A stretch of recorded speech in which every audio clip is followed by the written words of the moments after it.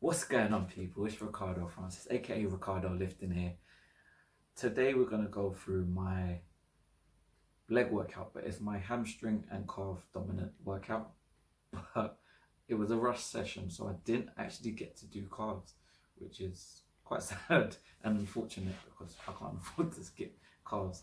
But yeah, before we get started, make sure you hit that like button, subscribe to the channel, and share this video with all of your friends. Anyway, let's get to it.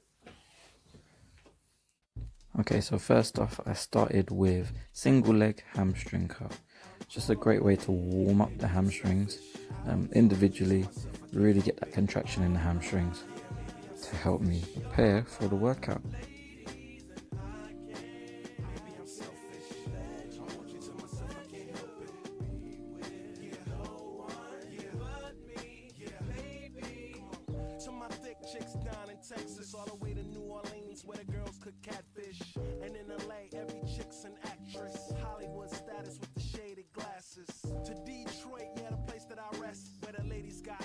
And simply enough, I stayed on the same machine and did double leg hamstring curl. If you notice, I'm really slow and controlled in the eccentric phase, so I really get that contraction in my hamstring and keep the tension on the hamstring. Great way again to warm up those hamstrings, add a little bit more load than the single leg variation, and also help get them to work in synchronicity. I next worked on hip abductors, really focusing on pushing my knees out and squeezing the glutes. Notice I'm slightly leaning forward because I feel like I get a better squeeze in the glutes rather than leaning back on this one.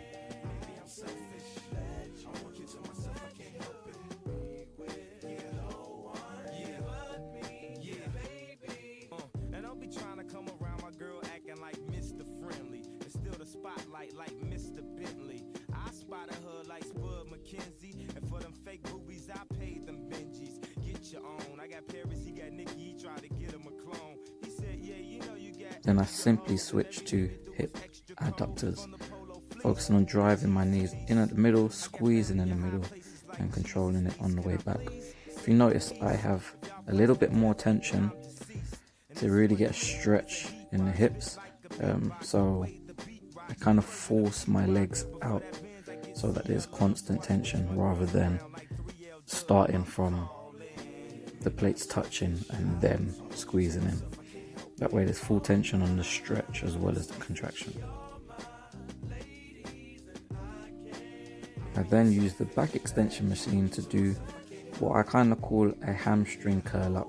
It's keeping your legs very slightly bent. I kind of push the weight on my toes slightly and I come up and squeeze the hamstring and glutes. So you notice I don't fully extend because I'm not trying to work my back or my lower back, I'm trying to work on my glutes and my hamstrings, hence why my hands are on my glutes and hamstrings.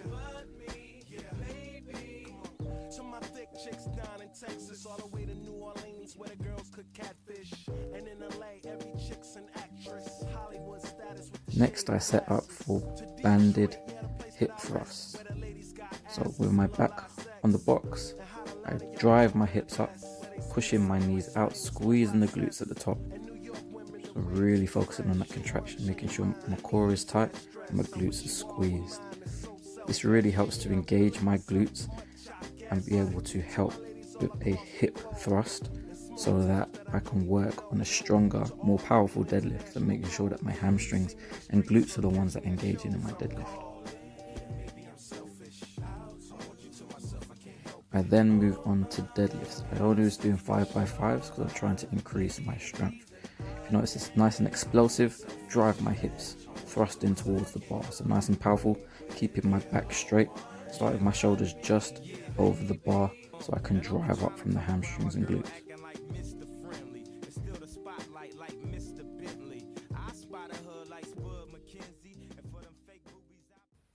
And there we have it, ladies and gentlemen. As you probably noticed from the workout, there was a lot of pre-fatiguing muscles, so there's a lot of stimulating hamstrings and the glutes before I even did my deadlifts, just to make sure that they're adequately warm and make sure that they're fully engaged, so that when I go to do deadlifts, that's where I feel it, rather than feel it in my back or anywhere else that I don't actually want to feel it in. And that's why you notice I do deadlifts on my leg day. Some people do it on their back days, I find a lot of the movement actually engages my legs, my hamstrings, especially in my glutes. So that's the days I do it.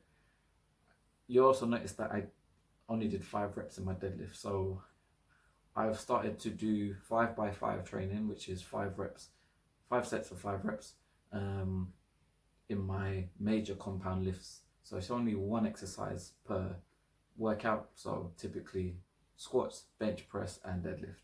Those are the 3 exercises that I'm doing 5x5 training, just so I can get a bit stronger. I kind of hit a plateau. Needed to kind of change it up a little to be able to boost my strength. You know, I always train for aesthetics, but this time I actually want to increase my strength without taxing my central nervous system, so I can't actually increase the weight. So this is kind of a way to help alleviate that plateau, help me to push even further.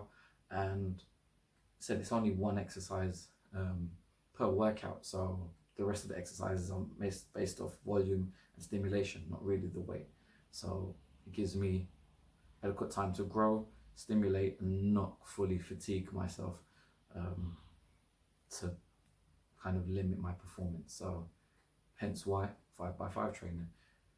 What I'll say is give it a go, see how you feel. Do it for about, I'll say about three months. That's what I'm going to do. I'm going to do it for 3 months and just see how I progress. When I go back to the weight where I'm doing 8 to 10 reps or aiming to do 8 to 10 reps, it should shoot up and I should actually be a bit stronger for it and be able to maintain it thereafter. So just give it a try. If you like this kind of content, make sure you hit that like button. Comment down below. Let me know what you think of it. Make sure you subscribe to the channel and share this with at least one friend. That's all I want. Just share it with at least one friend. Anyway, that's me. I'm out. Peace.